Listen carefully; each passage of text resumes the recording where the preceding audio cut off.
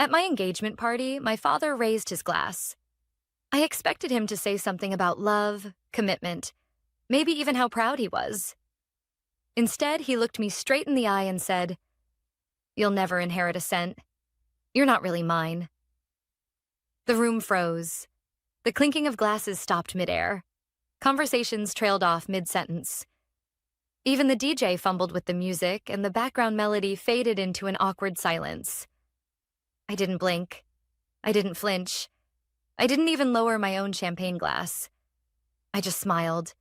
The same smile I'd practiced in the mirror over the years. The one that hid everything I felt. "Since we're revealing family secrets," I said, letting my voice carry just enough to be heard over the stunned quiet, "I have one too." And that's when I reached into my clutch and pulled out a white envelope. From across the table, my stepmother's perfect smile, the one she wore like armor, slipped.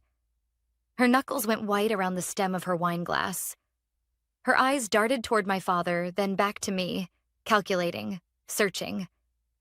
She knew what I had in my hand, but I didn't open it. Not yet. This wasn't the moment to detonate the entire truth. No. This was the moment to plant the fuse. I could feel every pair of eyes in the room on me. Friends, extended family, colleagues from my fiancé's law firm. Some leaned forward, eager for gossip. Others looked uncomfortable, unsure if they should excuse themselves to the restroom or stay for the drama. My fiancé, Daniel, was at my side, his hand resting lightly on my back. I could sense the tension in his fingers. He didn't know the full story yet. Not everything. But he knew enough to trust that I wouldn't do this without a reason. "Don't worry," I said lightly, letting the edge of a smile curve my lips. "We'll get back to dinner soon, but since my father has chosen to update the family record, I think it's only fair that we all leave here tonight knowing the whole truth." There was a murmur. Phones started to come out. The quiet, sneaky kind of recording people do when they think they're being discreet. I caught the faint reflection of red recording lights in the wine glasses. I didn't care. In fact, I counted on it. You might be wondering what kind of person stands in the middle of her own engagement party, in a designer dress under strings of fairy lights and crystal chandeliers, and hints at a scandal big enough to silence an entire banquet hall. The answer is the kind of person who has been pushed to the edge for years, because that night wasn't just about my father's cruelty. It was about a lifetime of being kept on the outside of the family he built without me. My father, Richard Hayes, had always been a man who loved control more than connection. He was the kind of person who could turn a dinner table into a boardroom without anyone noticing, until you realized you'd just been cross-examined over dessert. When my mother died in a car accident when I was 6, he remarried quickly. Too quickly. 6 months later, Caroline was in our house, rearranging furniture, moving my mother's things into storage, and smiling through every forced introduction. To the outside world, Caroline was perfect. Elegant, gracious, the kind of woman who never had a hair out of place and could charm a room without saying more than 3 sentences. But behind closed doors, she made sure I knew exactly where I stood. "You're lucky your father kept you here," she'd say casually while flipping through glossy magazines in the living room. "Most men in his position would have sent you to boarding school." And my father, he never defended me. He'd just adjust his tie and say nothing, as if silence could erase the sting of her words. When I turned 18, I moved out. Got my own place. Worked 2 jobs to put myself through university. I told myself I was free, but in truth, my father's shadow followed me everywhere. In the way people treated me when they realized who my family was. In the way Caroline always seemed to know things about my life she shouldn't have known. The envelope I held that night at my engagement party? I'd been carrying it for weeks. It contained the results of something I'd been quietly investigating for months. A truth that would flip Caroline's carefully crafted image upside down and leave my father with no more illusions about the woman he'd chosen over his own daughter. I hadn't planned to use it at my engagement party. I wanted that night to be about Daniel and me. But when my father decided to humiliate me, to declare in front of everyone that I was not his blood and not his heir, he gave me the stage I didn't even know I'd been waiting for. The air in the room was electric. I could feel my pulse in my fingertips. "Laura," my father said, his voice low but sharp. Put that away. This is not the time. I tilted my head just slightly, the way Caroline always did when she was about to deliver a cutting remark.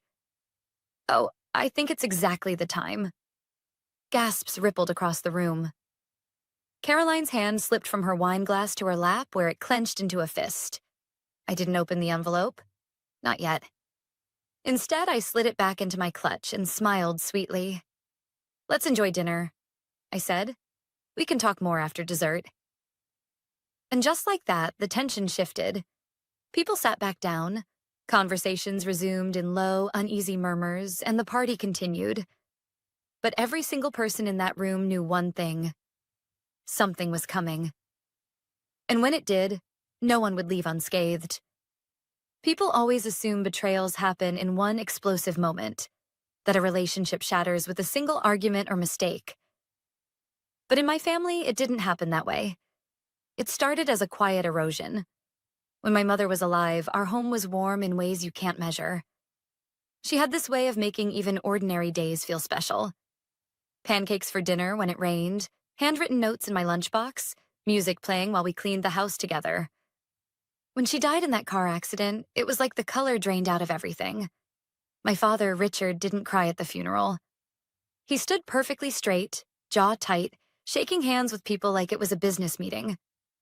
I didn't know it then, but that was his way of surviving, shutting everything out before it could touch him. For 6 months after, it was just the two of us. Dinners were quiet, but I tried to believe we'd find our way back to something like normal. Then Caroline appeared. I first met her in our kitchen. I came home from school to find a stranger in a silk blouse leaning against the counter like she'd always belonged there. She was laughing at something my father said. That laugh that would later grate on me like nails on glass. Laura, my father said, with a tone so formal it made me straighten up. This is Caroline. She's a friend. Caroline crouched down to my height, her perfume hitting me before her smile did. Oh, you're even prettier than Richard described, she said, like she was complimenting a doll she might buy. I remember thinking she was beautiful. Perfectly curled hair, red lipstick that never seemed to smudge, but her eyes didn't match her smile. They were cold, sharp, assessing. Within weeks, she wasn't just visiting. She was staying overnight. A month later, her things were in my mother's closet. By the end of the year, they were married. At first, she tried to win me over. Shopping trips, little gifts, girl time that was really just her parading me around to her friends. But whenever my father wasn't around, the tone shifted. You should be grateful your father kept you, she'd say offhandedly while flipping through a fashion magazine. Other men would have sent you away. I'd laugh like it was a joke, but my stomach always tightened. Over time, the house changed. The walls that had been lined with family photos of my mother and me were replaced with glossy portraits of Caroline and my father, staged like magazine spreads. My mother's favorite armchair was sent to storage. The kitchen that used to smell like cinnamon and fresh bread now smelled like whatever expensive candles Caroline ordered in bulk. But the biggest change wasn't in the decor. It was in my father. He'd always been reserved, but now he seemed absent. When I tried to talk about school or my friends, he'd nod politely, like a stranger making conversation on a train. When I got into the debate club, he congratulated me as though I'd gotten a small promotion at work. Caroline, meanwhile, had mastered the art of exclusion. Dinner conversations revolved around her social calendar, her charity work, her friends' vacation homes. I learned to sit quietly, to fade into the background, because any attempt to join in was met with a polite but firm, "That's not really relevant, dear." When I turned 18, I moved into a small apartment across town. My father didn't protest. Caroline congratulated me like I'd gotten a job in another city. Independence is good for you, she said. Besides, you can't live off your father forever. I worked part-time at a cafe while studying business administration at the local university.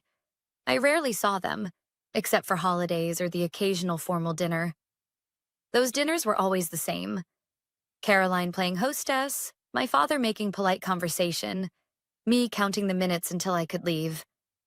Then, 2 years ago, I noticed something. It was at a charity gala Caroline had organized. I was there mostly out of obligation, wearing a dress I couldn't afford, but needed to look appropriate. As she worked the room, I watched her charm donors laugh a little too long at certain men's jokes, lean in just a little too close. It wasn't unusual. Caroline was a flirt. But that night, I saw her with someone I recognized, a man named Thomas Bennett, a wealthy real estate developer my father had done business with for years. They slipped out to the balcony together, laughing. 10 minutes later, they returned, both of them flushed. My father didn't notice, or didn't care. I did. That night planted a seed of suspicion I couldn't shake. Over the months that followed, I started noticing patterns. The way Caroline's lunches with friends often coincided with Thomas's trips into the city. The late-night phone calls she took in the study with the door closed, the unexplained jewelry that appeared without occasion. I didn't have proof, but I had a feeling. And feelings, I've learned, are where all great revenge stories begin. By the time Daniel proposed to me, I had almost let it go. My life was moving forward. I was building something separate from my father and Caroline's world. But then, Caroline started inserting herself into my wedding plans, making choices for me, inviting people I'd never met, dismissing my ideas with that sweet, poisonous smile. I realized then that I wasn't free of her. Not really. She still saw me as something to control, or erase. So I started digging, quietly, methodically, and when I finally found what I was looking for, I put it in an envelope. The same envelope I carried into my engagement party. The same one that made her smile vanish the moment she saw it. If there's one thing I learned from growing up with Caroline, it's that she underestimated me. She thought I was quiet, that I kept my head down because I was timid. But really, I was observing. And if you watch people long enough, they always reveal themselves. The first crack appeared on a Tuesday afternoon. I'd stopped by my father's house to drop off some engagement party invitations in person. Caroline was supposed to be out for her standing lunch with a friend named Melissa. Her calendar was always packed with those lunches. Too many, in fact, for someone who never seemed to know much about Melissa when I asked. I pulled into the driveway and noticed her car wasn't there. Inside, the house was quiet, but on the kitchen counter was a small jewelry box. The lid was open, revealing a diamond bracelet. It wasn't my father's style. Too flashy, too modern. The receipt was still inside. Paid for by T. Bennett, Thomas Bennett. I stood there staring at the receipt, my mind spinning. Maybe it was a gift for a charity auction. Maybe my father had asked him to pick it up. I could have believed that, if I hadn't also noticed the date and time. 2 days earlier, exactly when Caroline had claimed to be getting her nails done. From that point on, I stopped trying to convince myself there was nothing going on. I needed to know, and I knew better than to confront her without proof. The next week, I made sure to be in the neighborhood during one of her lunch dates. I parked across from the restaurant she'd named my father, but she never showed up. Instead, at exactly 12:15, I saw her walk out of the parking garage 2 blocks away, wearing sunglasses even though it was overcast, and slide into a black Mercedes that pulled up beside her. Thomas Bennett was driving. I stayed far enough behind to avoid being noticed. They drove across town to the Lakeshore Hotel, one of those 5-star places with private entrances. They didn't come out for 2 hours. I wish I could say I felt shocked. But mostly, I felt this heavy, sinking confirmation, like the answer to a question I'd been avoiding was finally too loud to ignore. And I decided then, if Caroline was going to blow up my family again, it would be on my terms. I started small. Whenever I visited my father, I'd excuse myself to make a call and walk past Caroline's study. She guarded that room like a fortress, but she was careless about leaving things on her desk. One afternoon, I spotted a folded receipt from a boutique hotel in the city. Same initials, TB, same pattern. Another time, I caught her on the phone in the garden, laughing in that way she only did with Thomas. She didn't see me. Or maybe she didn't care. I began taking photos, quietly, methodically. A blurry shot of her getting into Thomas's car. A close-up of the hotel receipt. Screenshots of public posts from Thomas's social media that matched her lunch days exactly. Him in a lobby, her mysteriously unavailable. The most damning evidence came by accident. One Saturday, my father asked me to drop off some files at the house while he was at a golf tournament. Caroline was out of town visiting her sister. Except when I pulled into the driveway, Thomas's Mercedes was parked at the side of the house. I killed my engine and sat there for a moment, heart pounding. Through the living room window, I could see them. Caroline leaning against the back of the couch, Thomas close enough to touch her hair. He said something that made her laugh and swatted his arm. That was when my stomach turned, because she wasn't just wearing any outfit. She was wearing my mother's silk scarf, the one that had been lost years ago. That scarf made it personal. I took a photo through the gap in the curtains. My hands were shaking, but I made sure it was clear. Caroline's face, Thomas's face, the scarf, it wasn't just about betrayal anymore. It was about disrespect, about erasing my mother's place in our family piece by piece. After that, I went further. I asked a friend who worked in admin at a private lab if they could quietly run a paternity test if I brought in samples. She raised an eyebrow but didn't ask questions when I explained it was for family peace of mind. I didn't have children of my own, but Caroline had a son with my father, James. He was 12, quiet, a little shy. I'd always liked him. And for years, I'd heard whispers about how much he looked like an old friend of Caroline's. I hated myself for even considering it. But if Caroline had lied about one thing, who was to say where the lies ended? I waited until James stayed with me one weekend when my father and Caroline were in Milan. I collected a used straw from his juice box. Later, I borrowed a comb from my father's bathroom. 2 weeks later, the results came back. Not a match. When I saw the envelope with the results, my hands went cold. I'd gone looking for proof of an affair and found something bigger. Something that would blow apart every illusion my father had about his marriage and about his own child. That envelope was the same one I carried into my engagement party. And I knew, deep down, that Caroline saw it not as paper, but as a loaded weapon. Dinner tasted like nothing. I chewed, nodded at compliments about the centerpieces, laughed when people made small talk about venues and cake flavors, and all the while I felt the envelope against my ribs like a second heartbeat. The fairy lights over the garden buzzed softly. A breeze lifted the hems of dresses and carried whispers from table to table. Daniel leaned in. "You don't have to do this tonight," he murmured, fingers lacing with mine under the table. "I didn't plan to," I said, but he chose the timing. Across the lawn, my father held court at a cluster of tables. Chin high, cufflinks shining, telling a story about a merger everyone had already read in the paper.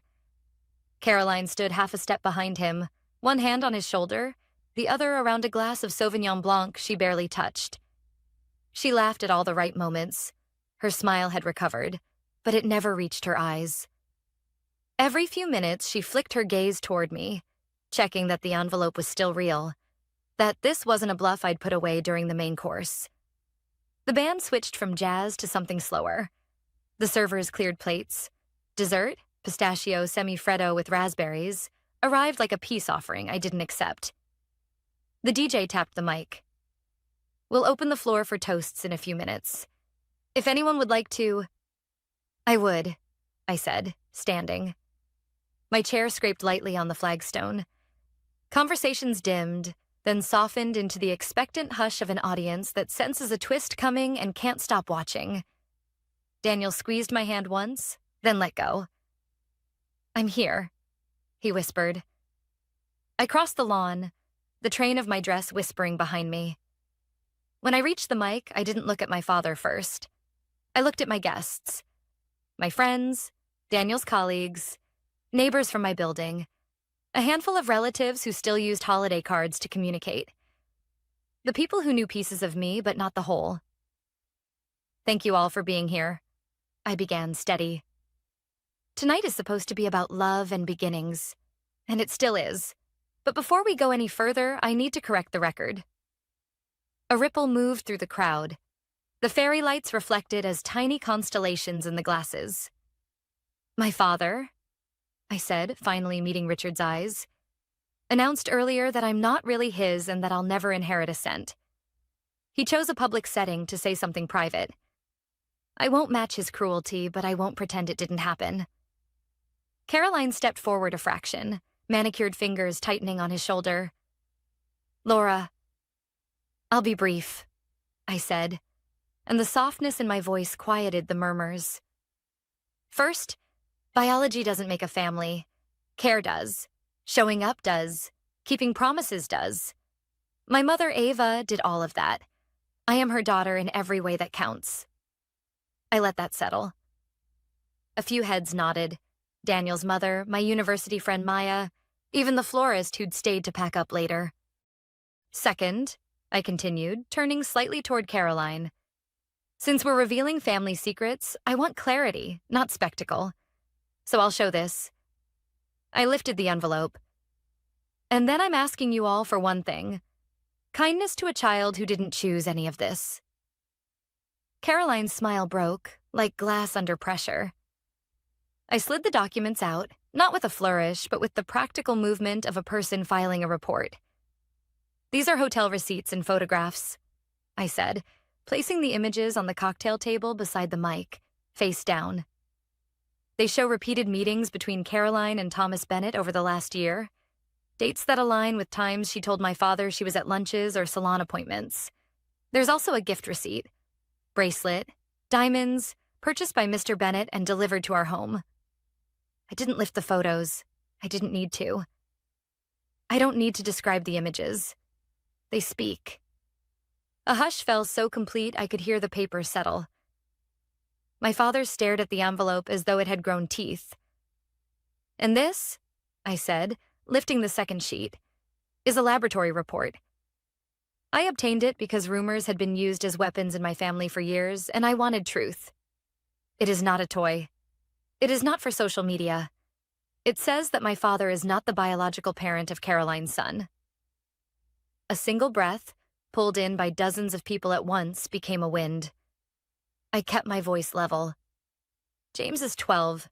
He is gentle, and he loves chess and science fiction and blueberry pancakes. This is not his fault. If you take anything from tonight, let it be that.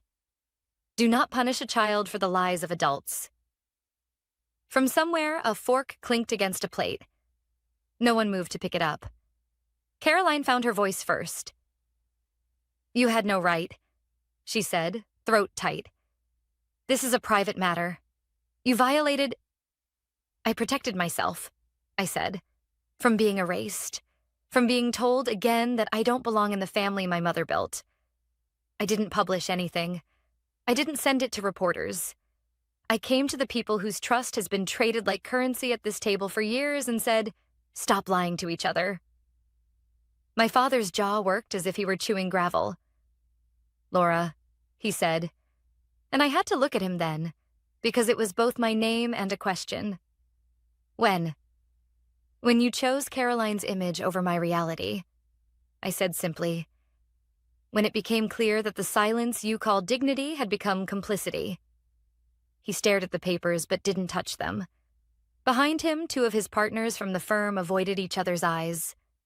Thomas Bennett was not present. Conveniently, in Boston. The space where his place card sat at our table felt suddenly loud. Caroline took a breath and tried for softness. Richard, this is a misunderstanding. She's misread. Don't, I said. Not sharp, but final.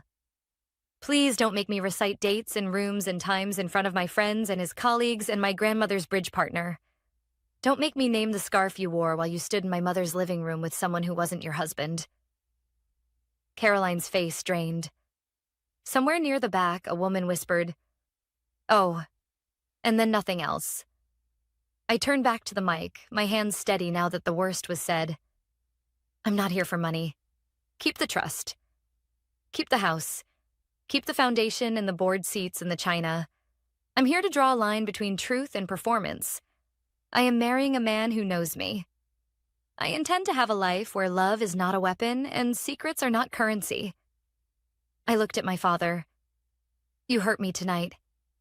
You've hurt me for years by standing still while other people acted. If you want to fix it, start with James. Tell him the truth. Gently, with help. He deserves certainty more than anyone here. Silence held for 3 long beats. Then Daniel walked up, not to shield me, but to stand beside me. Equal. He set a hand on the small of my back. We'd like to invite everyone to give us a few minutes, he said into the mic, voice calm. Please enjoy coffee inside. We'll rejoin you soon. Chairs scraped. A tide of guests moved toward the house, some glancing back, most grateful for instructions. When the lawn thinned to family, I lowered the mic and faced them without its protection. I won't discuss the documents further tonight, I said. There are lawyers and therapists for that, but the pretending ends here. My father looked older than he had an hour ago. He nodded once, a small, broken movement. I hear you, he said, voice rough. For the first time, I think. Caroline opened her mouth, closed it, then picked up her clutch. She walked past me without a word.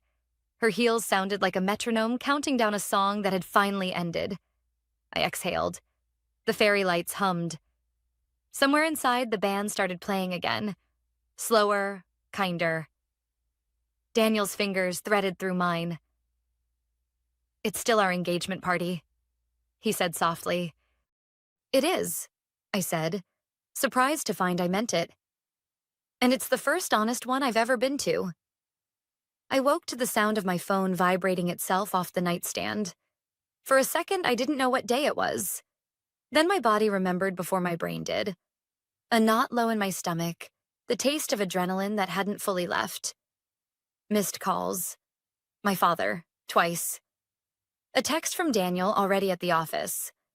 Coffee on your counter. I'm a call away. A message from an unknown number that only said, you went too far. I blocked it without replying. I stood in the quiet of our kitchen, hands wrapped around the warm mug, and replayed the garden lights, the hush, Caroline's face when I mentioned the scarf. It didn't feel like victory. It felt like removing a splinter you'd been pretending wasn't there. Relief edged with soreness. At 8:12 a.m., my father called again. I let it ring twice, then picked up. Laura, he said, voice hoarse. I need your help. There were 1,000 ways I could have answered. Now you call. I'm not your assistant. Ask your wife. But none of them would help the only person who didn't deserve any of this. Is this about James? I asked. Yes. A pause. I don't know where to start. He's at school. Caroline didn't come home. I closed my eyes. We shouldn't tell him alone. He'll need a safe place and someone trained to guide the conversation. I already called Dr. Patel, he said quickly, as if afraid I'd hang up. From the family center you volunteer at. She said she could see us this afternoon if you come. I stared at the steam lifting off my coffee. I'll be there, I said. Thank you, he whispered, and in that single word I heard something I hadn't heard from him in years. Humility. The hours between the call and the appointment stretched like rubber. I worked from our small dining table, taking 2 client calls that I barely remember. At 11, Daniel came home with sandwiches we didn't touch. You don't have to carry all of them, he said gently, thumb brushing my wrist. I don't, I said. Just this one. At 2:45, I pulled into the lot outside the family center. It smelled like temper paint and hand sanitizer and the faint sweetness of the bakery next door. I'd sat with dozens of kids here, listened while they tried to give shape to feelings too big for their bodies. It felt different to arrive as family. My father was already in the lobby, suit wrinkled, eyes raw. He stood when he saw me and for a second looked like he might hug me, then thought better of it and shoved his hands in his pockets. We didn't do hugs yet. Maybe someday. Thank you for coming, he said. I'm here for James, I said, and watched the flinch ripple across his face. Then I softened. And for you if you listen. He nodded, too fast. James arrived with the after-school bus, backpack slung over one shoulder, hair sticking to his forehead under a too-big hoodie. He brightened when he saw me. "Laura, did you bring the new chess book?" I swallowed. "Next time, buddy. We're going to talk with Dr. Patel today, okay? All of us." His eyes flicked from me to my father and back again, reading the room with the quick intuition of a kid who learned early to measure weather by adult faces. "Am I in trouble?" "No," I said immediately. "You didn't do anything wrong." Inside Dr. Patel's office, the walls were covered in drawings and a dry erase board with the words, "Feelings don't make you bad," in neat handwriting. She was small, with calm eyes and the kind of voice that turned panic into sentences. We sat in a loose circle. My father couldn't quite look at James, so he looked at me. I shook my head once. "Not me." Dr. Patel caught the movement, then addressed my father without judgment. "Richard, you asked for this. You can begin. I'm here to help you say it clearly and kindly." He took a breath that sounded like it hurt. "James," he said, turning to him, "I love you. That is true in every way that matters. I am your dad by choice and by every day we've spent together. That will not change." His voice wavered. "But there is something about your biology I didn't know and just learned." James's hands stilled on the strap of his backpack. "What do you mean?" Dr. Patel leaned in slightly. "Sometimes adults find out new information about families. It can be scary, but it doesn't change who shows up for you." My father swallowed. "I learned that I'm not your biological father." For a second, James's face went blank, and I remembered science lessons, the way kids categorize the world. Then he frowned. "So, am I adopted?" "No," my father said quickly. "I signed all your birth papers. I've raised you since the day you were born. That's still true. But biologically, your mother and I need to talk to you about who your biological father is." James stared at his shoes. "Is it someone I know?" His voice was small. My father glanced at me, then back at Dr. Patel. She nodded, giving him the script and the choice at the same time. "We don't have all the answers yet," he said carefully. "We need to talk to your mom, but you didn't do anything wrong. You are loved. By me. By your sister. That's real." James's eyes filled, and he blinked hard like he was trying to force the tears back where they came from. I moved my chair closer but didn't touch him until he leaned into me first. Then I wrapped an arm around his shoulders, the way I'd wished someone had done for me at 12 when the world felt fragile and loud. Dr. Patel walked us through concrete next steps, names of a child therapist James could see weekly, a suggestion that we not remove routines, that we add check-ins every night, that school be notified only if James wanted support. "Keep his world as predictable as you can," she said to my father. "Tell the truth in age-appropriate pieces, and answer questions as they come. Don't flood him." When we stood to leave, James tugged my sleeve. "Are you still my sister?" he asked, eyes searching mine. "Yes," I said, and if my voice cracked, no one corrected me. Always. Outside in the pale winter sun, my father stopped beside my car. "Thank you," he said again, quieter. "You were right about doing this with help. I would have made a mess of it." I leaned on the roof, keys in my hand.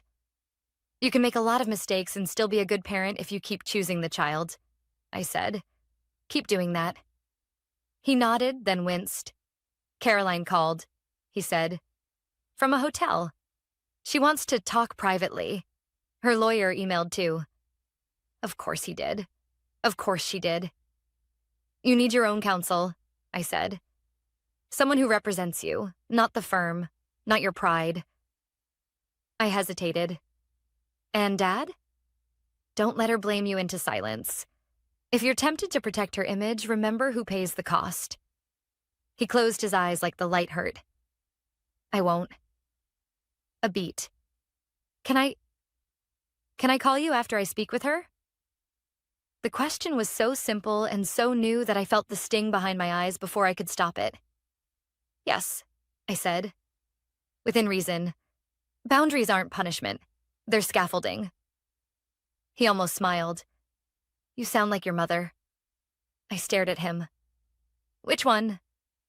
Ava, he said, certainty anchoring the name. The one who taught both of us how to be decent. That night, the house was a mess of quiet. Daniel made pasta and oversalted it, and we ate every bite like we were grateful to be home. I answered 3 texts from cousins who had been at the party, each some version of, "Are you okay?" I ignored one from a number that looked like it belonged to Thomas Bennett's office. At 9 p.m., my father called. I told Caroline I want a separation. He said without preamble. I asked her to move out. She objected. I told her we'll discuss terms through lawyers. That's good, I said, and meant it. How's James? Asleep on the couch. He asked if I would read him the first chapter of The Hobbit. We haven't done that since he was 9. His voice softened. He asked if you'd come by Saturday. I told him I'd ask. I will, I said. Bring blueberries. We'll make pancakes. After we hung up, I stood at the sink and watched our reflections in the dark window. Me, older than I felt. Daniel behind me, steady as a lighthouse. He slid his arms around my waist and rested his chin on my shoulder. What's the headline for today? He asked. I thought about it. Truth told without spectacle, I said. And a kid went to sleep knowing he was loved. That's a good day, he said. It is, I said. And for the first time since the party, I believed it. Real life doesn't resolve itself in one grand scene. It unspools in emails, court dates, voicemail messages you rehearse 10 times before returning, and grocery lists with eggs, detergent, call therapist written between them. The week after the engagement party, Caroline moved into a serviced apartment near the river. She sent a single text. You humiliated me, then forwarded me a letter from her attorney requesting that I preserve all materials. I replied with our counsel's information and turned off read receipts. That became a theme. Answer what requires answering. Starve what only wants a reaction. My father retained his own lawyer, someone from outside the firm to avoid conflicts. Within a month, he filed for legal separation and requested a court-ordered paternity test for James. The private lab report I'd obtained gave us direction. The court-ordered test gave it standing. The result matched the first. Not a biological parent.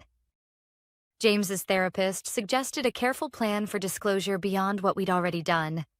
He'd meet with his school counselor once a week, keep routines steady, limit exposure to adult conversations, and, if he wished, have a supervised introduction to his biological father. He did not wish. Maybe later, he said, forehead pressed to my shoulder. When I feel solid again. Thomas Bennett, for his part, attempted to manage the situation like a press crisis. He issued a statement calling the matter deeply personal and private, and clarified that he had always respected the Hayes family. He did not deny paternity. He did not claim it either. His lawyers reached out to my father's lawyers behind closed doors. I didn't ask for details. I only asked whether James's needs remained at the center. My father said yes, and for once, his actions matched his words. The separation became a divorce petition by spring. Caroline's counsel fought hard on optics. Photos from charity events, testimonials about her role as a supportive spouse. The paper record said one thing. The receipts and hotel logs said another. I didn't testify. I didn't need to. The case wasn't about me, and inserting myself would have fed the performance I was trying to end. Meanwhile, our wedding crept closer. Not the spectacle Caroline had once tried to produce, but a small ceremony under maple trees in a park we could walk to. We chose a string trio over a band, handwritten vows over scripted toasts. My dress was simple, pockets deep enough to hold lip balm and a folded note of my mother's recipe for blueberry pancakes that I carried like a talisman. 2 months before the ceremony, my father asked to meet for coffee. He arrived early, hair a little overgrown, suit pressed but lived in. He placed a white envelope on the table between us. I made a mistake once, Starting a conversation with you through money, he said. This isn't that, it's paperwork. He slid it closer. Healthcare proxy, emergency contact forms, a letter to James's school authorizing you to pick him up anytime. It seemed small, but to him, it matters. I signed. It did matter. Small, practical kindnesses often do more than grand speeches ever could. He didn't bring up the engagement party. He didn't apologize theatrically. He said what he'd done wrong in clean sentences and then followed those sentences with acts. On Tuesdays, he took James to chess club and let him lose without fixing it. On Thursdays, he left work early, cooked dinner, badly at first, better with practice, and asked questions that weren't depositions. On Sundays, they planted herbs in mismatched pots on the kitchen sill and named them ridiculous things. Sir Basil, Queen Mint, because laughter helps things grow. I stayed in my lane, sister, not savior, advocate, not arbiter. I learned to say, I can help with that, and just as important, that's not mine to carry.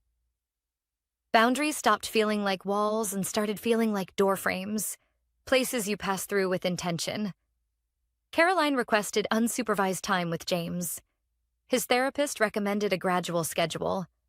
Short visits in public places first, no overnight stays until trust rebuilt, no introductions to new friends without discussion.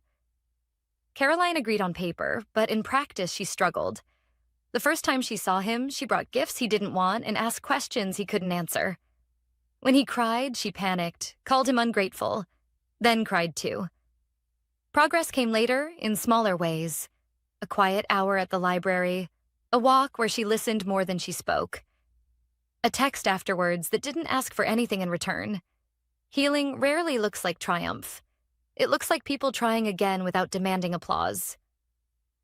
As for Thomas, months passed before he asked to meet James with the therapist present.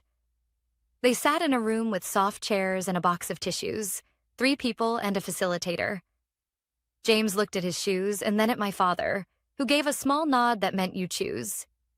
He chose to stay for 15 minutes. They talked about science fiction.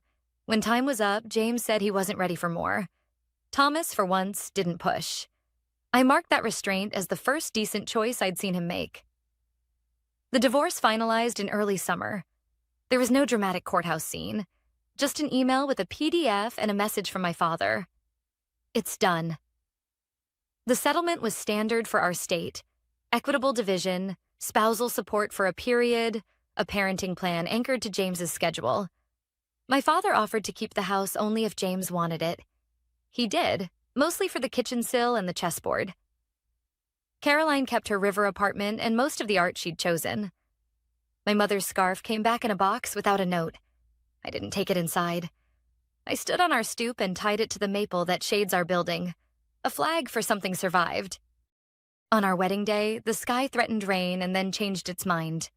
Daniel stood under the maple trees, nervous in a way that made his jokes worse and his face softer. My father asked if he could walk me down the aisle. I said no, but asked if he'd meet me halfway. He did. We took 6 steps together, and at step 7, I let go. Not because I was angry, but because that's where the symbolism ended and my life began. We didn't do a bouquet toss or a garter. Instead, we set a small table with framed photos, my mother holding me at 2, my father reading to James under a blanket fort, Daniel with his grandmother making pierogi. We asked guests to write 1 true sentence on a card and hang it from twine between 2 trees. By the end of the night, the lines sagged with honest words. I am trying again. I am afraid and showing up anyway. I forgive myself for not knowing sooner. When the music quieted and the park emptied, my father approached, hands in his pockets. "Laura," he said, and the word didn't feel like a question anymore. "You look like your mother." "I hope so," I said. "I mean in the way you stand in a room," he added, "like you'll stay upright even if the wind shifts." We didn't say much else. Some things are better lived than discussed. James came over the next morning and flipped pancakes while Daniel pretended to supervise. We ate on the floor because all the chairs were covered in jackets and flowers. Mid-bite, James looked up. "When I'm older, he said, blueberry on his chin. I want to do what you do. Burn pancakes? I asked. He shook his head, grinning. Tell the truth and still make breakfast. That, in the end, is the message I carried out of this story. Revenge that doesn't protect someone is just theater. The only version that lasts is boundary setting tied to care, truth told without spectacle, and decisions that keep the most vulnerable person in the room at the center. I didn't get an inheritance. I didn't want one. I got something better. A family made on purpose. A father learning late but sincerely, a brother asleep on a couch after chess club, and a home where secrets have nowhere to grow. If you're standing where I stood, on the edge of revealing a truth that could break things, ask yourself the only question that matters. Who will be safer if I say this out loud? Lead with that. Let the rest take the time it needs.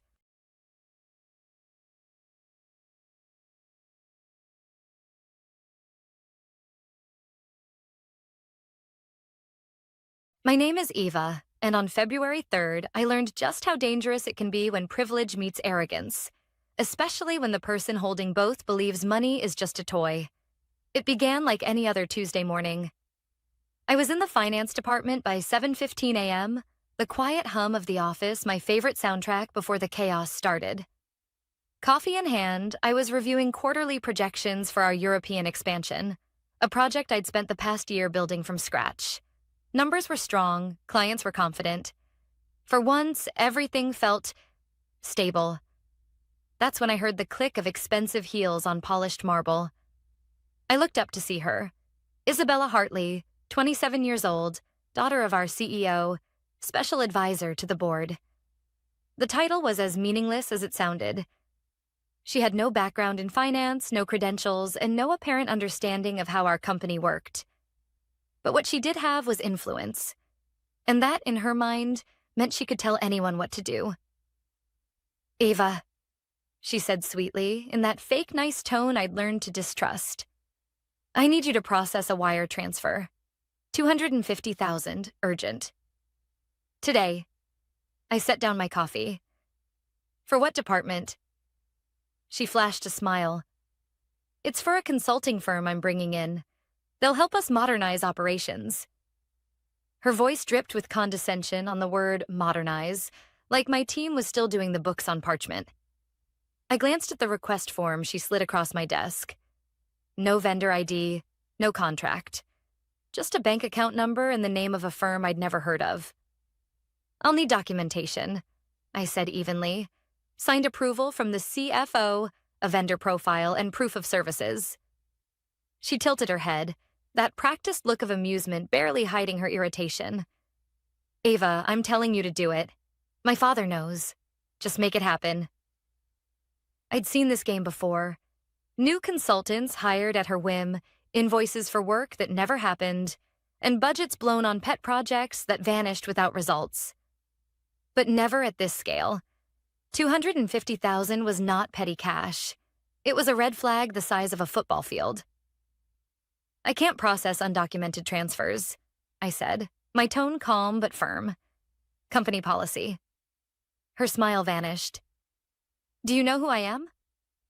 Yes, I replied, which is why I'm following the rules. For a moment, she just stared at me, her face flushing pink. Then she leaned in, voice low.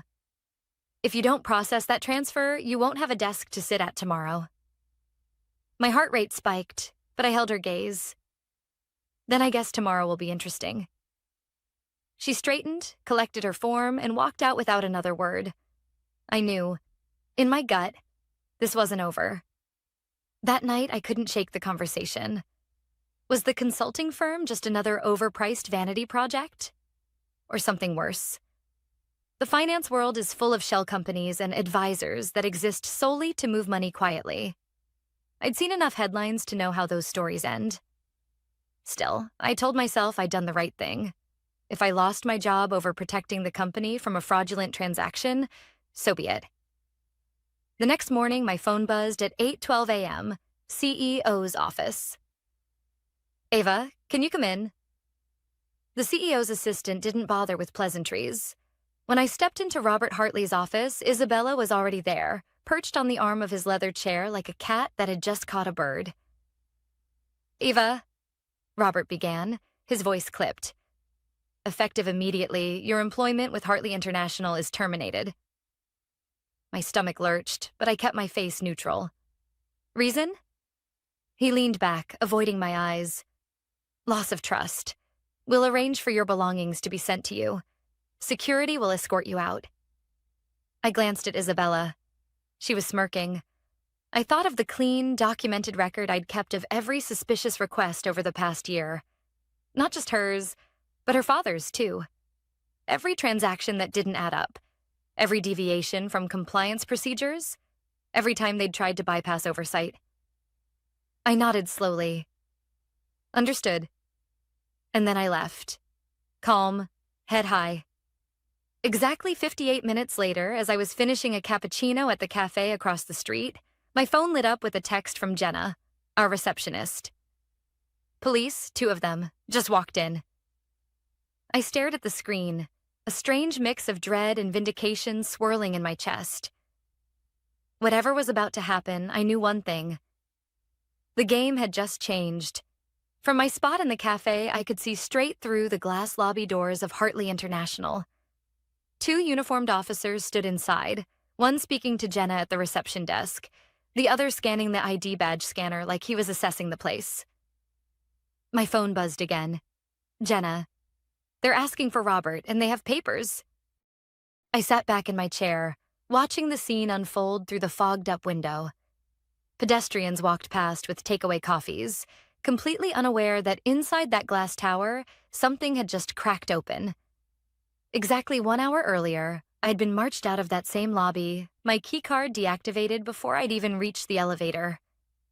A year of building financial stability for the international division, gone with a 5-minute meeting and a vague loss of trust. But here's the thing about people like Robert and Isabella Hartley. They believe firing someone erases the problem. They never consider that the person they're firing might have been the only one keeping the dam from bursting.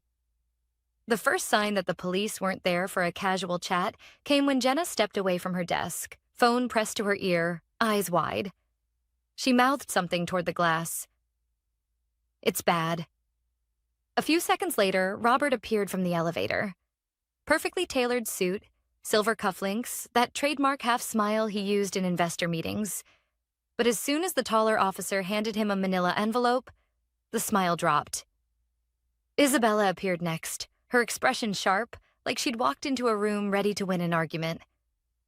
But when the officer turned to speak to her directly, something flickered in her eyes. A split second of uncertainty. From my seat, I couldn't hear a word, but I didn't need to.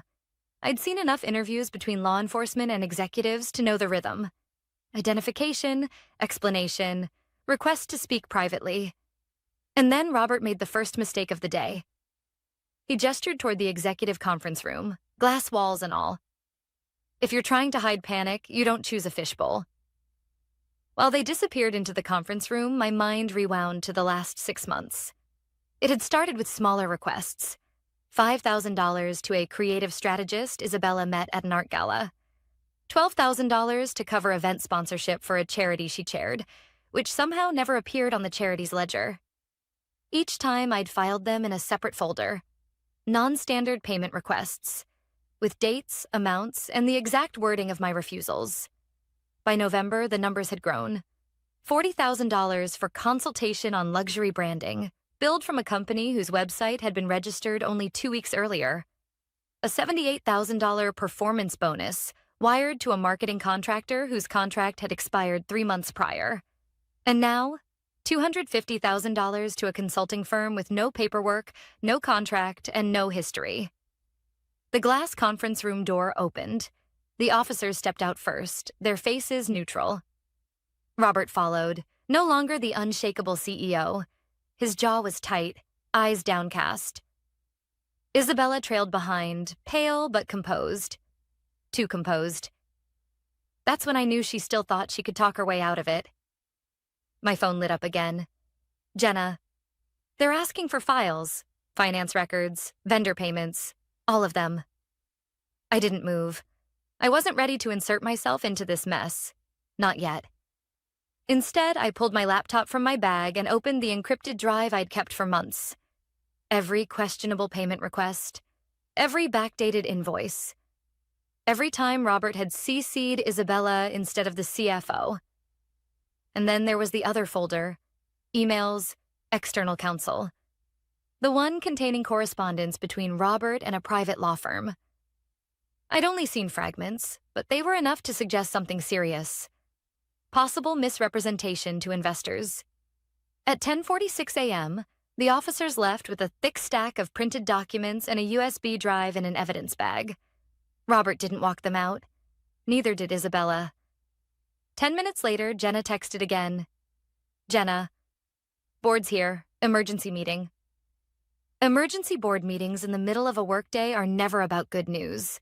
By noon, word had already spread beyond the building. Finance news blogs were buzzing about possible compliance concerns at Hartley International. Someone inside must have leaked to the press. And judging by how fast it hit, the leak hadn't come from an outsider. It had come from someone with access to the boardroom. I closed my laptop and stared at my reflection in the cafe window. I wasn't surprised. For weeks, I'd known something like this was coming. You can't move that much money, that quietly, without someone noticing. And people like Isabella always assume the rules don't apply, until someone knocks on the glass. By late afternoon, I got one more message from Jenna. Jenna, Robert canceled all his afternoon meetings. Isabella left the building in tears. I let the phone rest on the table. The day before, I'd walked out with a cardboard box and no job. Today, it was the Hartleys who were cornered. But I knew better than to celebrate. Because if there's one thing I've learned in corporate life, it's that desperate people with power are the most dangerous of all. And the Hartleys weren't finished. Not yet. The morning after the police visit, I expected silence, maybe even a few days of corporate chaos before anyone remembered to come after me. I was wrong. At 8:04 a.m., my phone rang. Unknown number. I let it go to voicemail. 30 seconds later, another call. Same number. I answered. Eva, it's Mark Redding. The name made my shoulders tighten. Mark was Hartley International's in-house legal counsel. Technically my boss's boss when it came to compliance matters. We'd spoken before, but never socially. We need to meet, he said. His tone was clipped, almost rehearsed. Today. I took a breath. What's this about? I'd rather not say over the phone. That's lawyer code for, it's about you. We met in the back corner of a quiet coffee shop near the courthouse. Mark was already there, suit jacket folded over the chair, tie loosened, not his usual polished look. Eva, he began, sliding a thin folder across the table. You're being named in an internal review. I didn't touch the folder. For what? Non-cooperation on executive directives. I almost laughed. Is that the new term for refusing to process undocumented transfers? Mark didn't smile. They're building a case that you were insubordinate, that you intentionally obstructed company operations. I leaned back. This is Isabella's doing. It's coming from the top, he said carefully. And they're adding something else? Suggesting you leaked information to the police yesterday. That one hit harder. That's not true. I know, he said, lowering his voice. But proving a negative is hard. And they're not trying to win a court case here. They're trying to make you radioactive. So no one will hire you.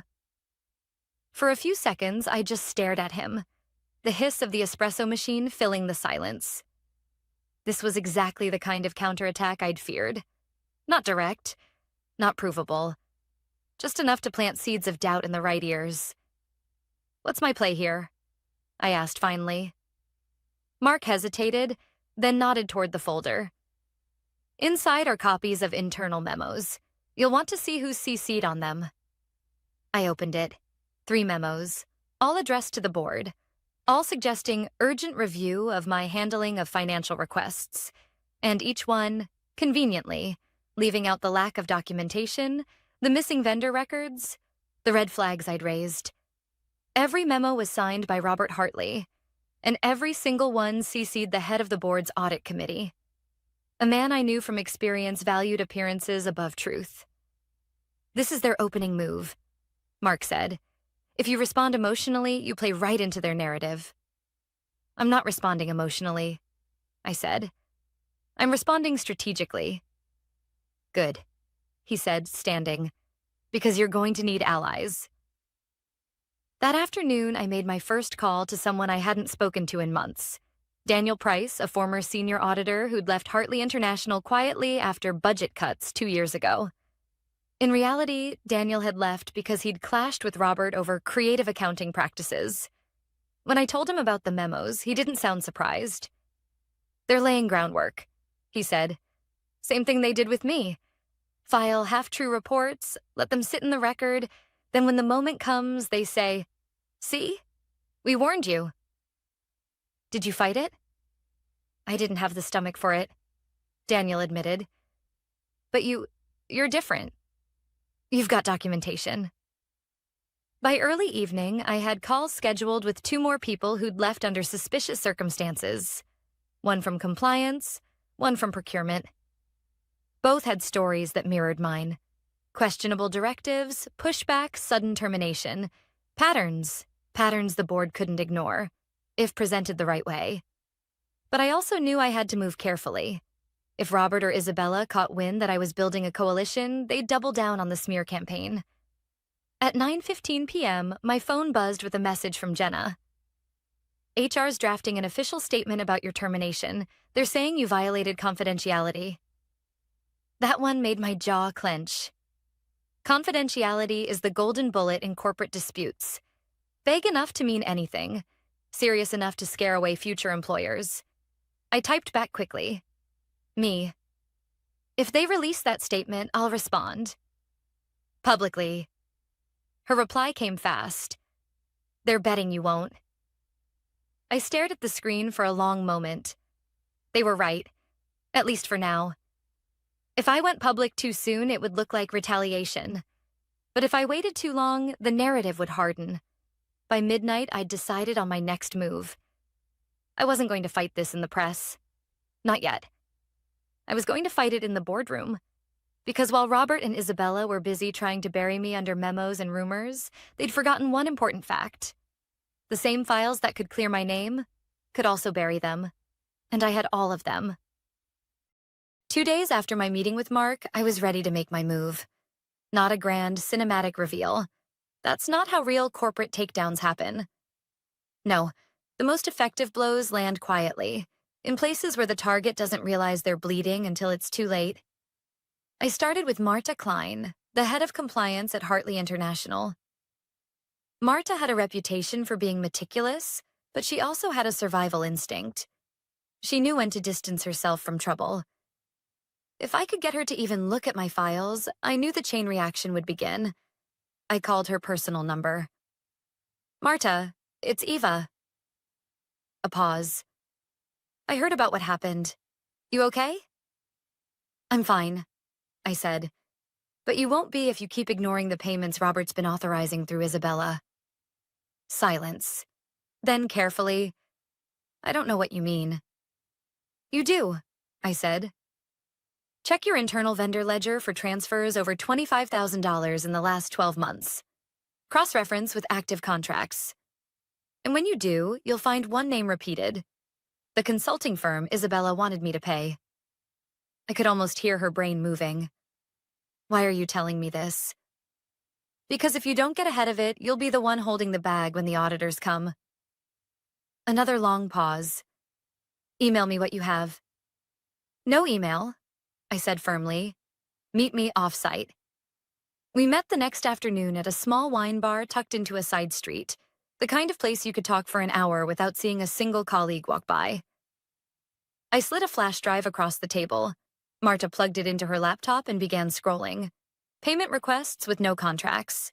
Vendor accounts registered weeks before invoices were submitted. Amounts just under thresholds that required board approval. She closed the laptop after 10 minutes. "If this is real?" "It's real," I said. She exhaled sharply. Then Robert's in serious violation, and Isabella is a liability. I finished for her. She looked at me over the rim of her glass. I'll start a preliminary review. Quietly. Next, I reached out to David Samuels, a board member I'd worked with during the European expansion. David was one of the few directors who actually dug into the numbers instead of rubber stamping reports. I didn't send him files. I sent him questions. Are you aware of unverified vendor payments initiated by the CEO's family members? Have you reviewed compliance flags from finance in the past year? Do you know how many high-value contracts have been reassigned without board discussion? David called me within an hour. Ava, what's going on? Ask Robert, I said. Then compare his answers to the audit log. By the end of the week, I could feel the temperature in the Hartley building shifting, even from the outside.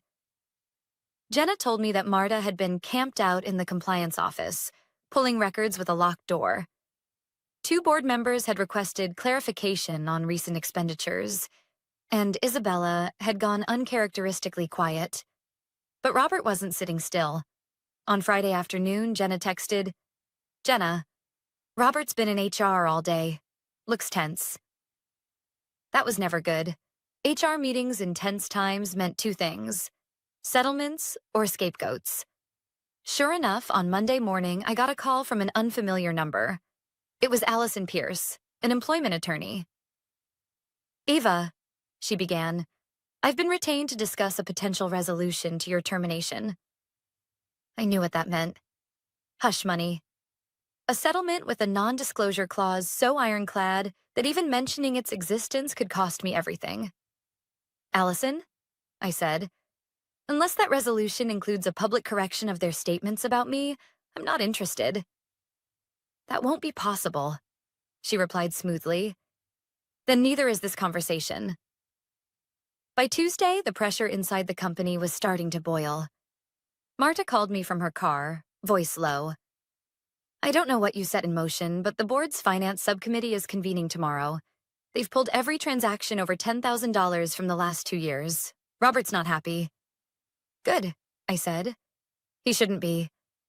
Ava, she said cautiously, you realize if this blows up, it's not just them. Some of these payments went through with other managers' sign-off. That's their problem, I said.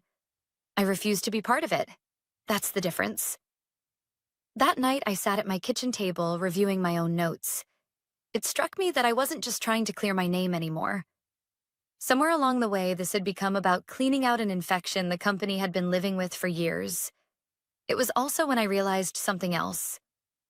I had one last card to play. The police who had shown up in the lobby that morning, they hadn't been there on a random tip. They'd been there because an outside party had raised a formal complaint tied to possible misappropriation of corporate funds. I knew exactly who that outside party was, and if the Hartleys didn't know yet, they were about to. By the time the finance subcommittee met the next morning, I was ready. Because the thing about feeding a fire is that once it's burning hot enough, you don't need to push. You just stand back and watch. The finance subcommittee met at 8:30 a.m. on a rainy Wednesday, the kind of gray that turns glass towers into mirrors. I watched people file in from across the street. Board members, 2 executive assistants with binders, Marta from compliance with a wheeled case, and a pair of suits I didn't recognize. At 8:42, I got a text from Jenna. Different vibe today. External auditor is here. 2 of them. Not our in-house team. Our external auditors. That meant the board had moved past internal review into protect the board's reputation. By 9 a.m., the conference room shades were down. I couldn't see a thing. I closed my laptop and tried not to rehearse answers I hadn't been asked yet. At 9:27, my phone lit up with a number I didn't have saved. Eva Patterson? A woman asked. Calm voice, professional. Yes. This is Helen Ward from Kendrick & Lowe, counsel to the board's finance subcommittee. We're conducting an independent inquiry into recent payments and governance issues. The subcommittee would like to hear from you today. I let a beat pass. Am I a witness or a target, Ms. Ward? A witness, she said. And we'll put that in writing before you speak. Then I'll come, with one condition, I said. The company retracts the memo implying I violated confidentiality. I can't promise communications outcomes, she replied. But I can put your request on the record. We'll also provide anti-retaliation protection in writing. Can you be here by 11? I can. I hung up and stared out the cafe window. I'd spent weeks refusing to go public because I knew how fast narratives harden. Today, someone else had opened the door. I was going to walk through it carefully. They badged me in at 10:56. A security guard I didn't recognize escorted me to a smaller conference room 2 doors down from the main boardroom. It smelled like coffee and dry erase markers. On the table, a pitcher of water, a digital recorder, and a bound packet with my name on the cover. Helen Ward shook my hand. Early 50s, steel hair, no wasted words. Beside her sat a man who introduced himself as Alan Pierce, forensic partner from the audit firm. Before we begin, Helen said, sliding a document to me, this letter confirms you're appearing as a witness. It includes a non-retaliation provision and states you will have access to your personnel file upon request. I read every line. I initialed each page. Then I finally looked up. Ask what you need to ask. Alan started. Ms. Patterson, walk us through the February 3rd transfer request. I kept it clean. Isabella Hartley asked me to wire $250,000 to a consulting firm with no vendor ID, no contract, and no scope of work. I refused and asked for documentation. I was terminated the next morning for loss of trust. Do you have records of prior requests of this nature? Alan asked. Yes. I nodded toward my bag. I brought a drive. Payment requests over $10,000 for entities with no vetting, invoices submitted just under approval thresholds, and emails where compliance checks were bypassed by direct instruction from the CEO. Helen's pen paused. Direct instruction? Robert Hartley CC'd me and the controller on at least 4 of them, I said. I flagged each one. The flags were ignored or reassigned. Did you raise concerns outside of finance? Yes. I met her eyes. 2 weeks before I was terminated, I submitted an anonymous report through the external auditor's ethics hotline, attaching a subset of the files. I also requested the report be routed to the board's audit chair. Alan leaned forward. You submitted to our hotline? I did. He exhaled through his nose, not quite a smile. That answers a question I had. Helen glanced at him, then back to me. Just so we're clear, you did not contact law enforcement directly? No, I said. I preserved documents. I used your hotline. That's it. It was the truth, and the part I'd been waiting to say out loud.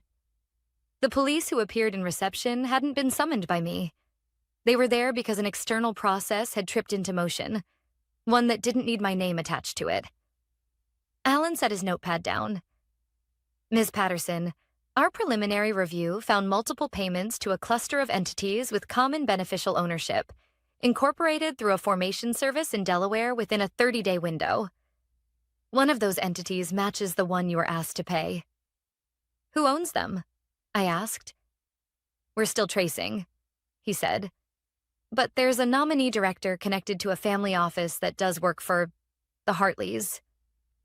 I didn't react. I didn't need to. Helen took over. We also have an internal memo from Mr. Hartley to the audit chair suggesting you obstructed operations. I've read it, I said. It omits context. That there was no vendor record, no contract, no compliance sign-off. We'll capture that now, she said, and clicked the recorder on. Please state your name and position for the record. I did. Then, for the next 40 minutes, I answered questions like I had built a map. Dates, amounts, email subjects, who was in the room. No adjectives, no speeches, just facts you can hang your hat on. Near the end, Helen closed her binder. 2 final points, she said. First, your request for a retraction will be put to the board. Second, would you be willing to meet with law enforcement if asked? Yes, I said, with counsel. Understood, she said. Thank you, Ms. Patterson. When I stepped into the hall, the door to the main boardroom was open a few inches. I heard voices, low, controlled. Then Isabella's cut through like glass. She's lying. She's been after me since day one. You all know that. Silence. Then another voice, older, measured, David Samuels. We know the payments, Miss Hartley. The ledger doesn't lie. I didn't wait to hear more. I walked to the elevator and pressed the button with a steady hand. My phone buzzed before the doors closed. Jenna, you lit a fuse. Me. I didn't. Their own systems did. By mid-afternoon, the building had a pulse I could feel from the sidewalk. 2 IT managers rolled carts past reception, followed by one of the external auditors. Forensic imaging. Standard when a board decides to preserve evidence. A courier arrived with a sealed envelope. Minutes later, Marta stepped out of the elevator, eyes red but jaw set. She saw me through the glass and gave the smallest nod. At 3:12 p.m., my email pinged with a message from Helen. Subject: Interim Actions. Ava, the board has placed Mr. Hartley on administrative leave pending completion of the independent review. Ms. Hartley is suspended from all operational duties effective immediately. We will be in touch regarding your employment record. HW. I read it twice. I didn't smile. This wasn't vindication. It was triage. At 3:27 p.m., my phone rang again. No caller ID. Ava, Robert's voice said, rougher than I'd ever heard it. We need to talk. There's nothing to talk about, I said. You don't understand what you've set in motion. He snapped. You're going to burn this place down. I didn't set anything in motion, I said quietly. You did, when you decided rules were optional. He said nothing for a long moment. When he spoke again, his voice had shifted from threat to plea. Tell them I authorized those payments for strategic reasons. Tell them you misunderstood. I told them the truth, I said. And I'll keep doing that. He exhaled hard. You think they'll save you? When this hits the press, you'll be a headline for 24 hours and a liability forever. I looked out at the street. A woman dragging a suitcase through puddles, a bike courier balancing coffee trays, a kid kicking a paper cup. Life moving forward without permission from any CEO. I'm not asking anyone to save me, I said. I'm asking this company to be what it claims to be. I ended the call. At 5:02 p.m., a statement hit the company website. The board of Hartley International has engaged independent counsel and our external auditors to conduct a review of certain vendor payments. The CEO will be on leave during this process. We remain committed to transparency and ethical practices. 2 minutes later, my phone buzzed one last time that day. A number I knew by heart. Ava? Michelle Tan, our largest European client. We saw the statement. I need to know 2 things. Are you safe? And are the people who signed off on this still in charge? I'm fine, I said. And no. Good, she replied. Then we're not pulling our contracts. Not yet. But Ava... She paused. If they try to spin this, we'll walk. They won't, I said. Not this time. When I hung up, I finally let the breath out of my chest. Not victory. Not yet. But air that didn't taste like fear. I packed my bag and stepped into the rain without opening my umbrella. It felt right to be wet, to feel the day on my skin. Tomorrow would be the reckoning. Document trails, ownership charts, signatures under a magnifying glass. And something else the board hadn't seen yet. The piece I'd held back until someone asked the right question. Because there was one thread still buried in the ledger, one that didn't point to Isabella at all. It pointed past her. The next morning, the rain had cleared, but the air felt heavy. The kind that warns you a storm isn't far. I'd barely poured my coffee when my phone rang. It was Helen Ward. Eva, she said, the subcommittee wants to see the rest of your files. I didn't ask how she knew there was more. She was too good at her job not to suspect I'd held something back. I'll bring them, I said. But you need to understand, this thread doesn't stop at Isabella. There was a pause. Then I suggest you get here before the full board meets. By 9:15, I was in the same small conference room as before. This time, Alan from the audit firm looked almost impatient. "What are we about to see?" he asked. I slid the final folder across the table. Not a flash drive this time, but hard copies. Some things are better read on paper when you want the weight of them to be felt. "These," I began, "are records from the European expansion contracts. Vendor accounts that looked legitimate, except they were shell companies with one shared managing director. The director happens to be an old business partner of Robert Hartley." Helen's brows knitted. "You're saying these weren't just Isabella's personal projects?" "No," I said. "Isabella's consulting firm stunt was sloppy. These were calculated.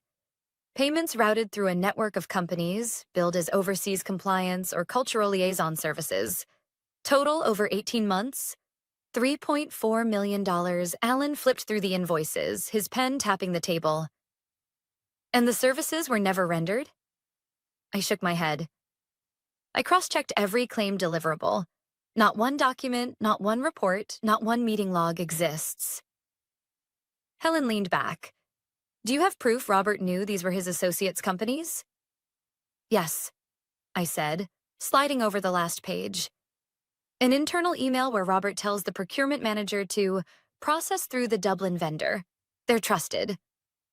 The Dublin vendor is one of the shells. The managing director is on the Articles of Incorporation." For a moment, the room was quiet except for the soft whir of the HVAC. Then Helen closed the folder. "This changes the scope," she said, significantly.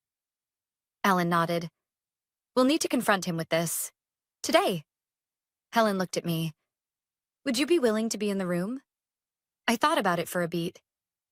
"Yes, but I'm not here for theater. I'll answer their questions, nothing more." At 10:03, I was led into the main boardroom for the first time in my career. 12 directors, serious faces. Robert Hartley sat at the far end, his tie looser than usual, eyes fixed on the table. Isabella wasn't there. Helen opened. "Mr. Hartley, the auditors have identified a pattern of vendor payments tied to your former business partner. We have documentation linking these entities directly to your instructions." Robert looked up sharply. "That's absurd. These vendors provided valuable international expertise." "Then where are the deliverables?" Alan asked. "Because we have invoices but no work product." Robert's jaw tightened. "You don't understand how international operations work." "I do," I said, my voice cutting through for the first time. "And I know the difference between a legitimate vendor and a mailbox in Dublin."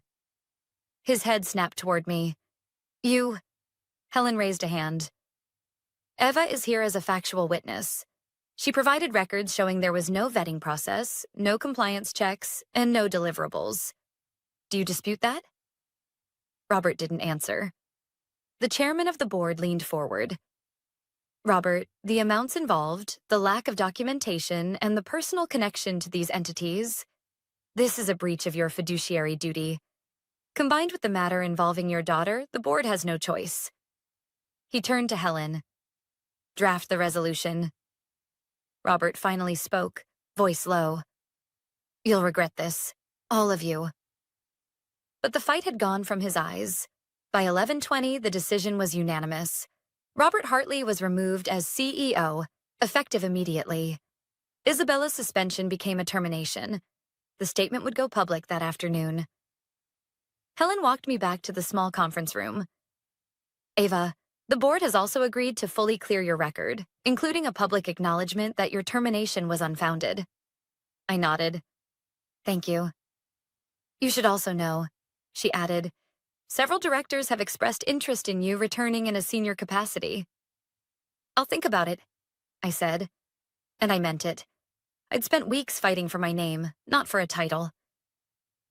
That afternoon, I sat in my apartment with the statement open on my laptop. The words were careful but clear. The board of Hartley International has accepted the resignation of Robert Hartley and terminated the employment of Isabella Hartley following an independent review into vendor payment practices. We thank Eva Patterson for her cooperation in this matter and regret the circumstances of her departure. My phone buzzed. Michelle Tan again.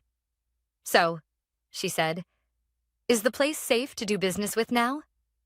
It's on its way, I said. Good, then we'll stay. By evening, the news had spread. Industry blogs, LinkedIn posts, even a short piece in the financial press. The Hartley name was mud in corporate circles. I didn't celebrate. This wasn't about gloating. It was about closing a chapter without leaving rot behind. I poured myself a glass of wine and stood by the window, watching the city lights blink on. The message was simple. Rules apply to everyone. Nepotism and arrogance can buy time, but not immunity. Eventually, the ledger tells the truth. And if you're the one holding the ledger, you'd better have the courage to open it. That was the difference between me and the Hartleys. I didn't burn the company down. I held the match until they lit it themselves.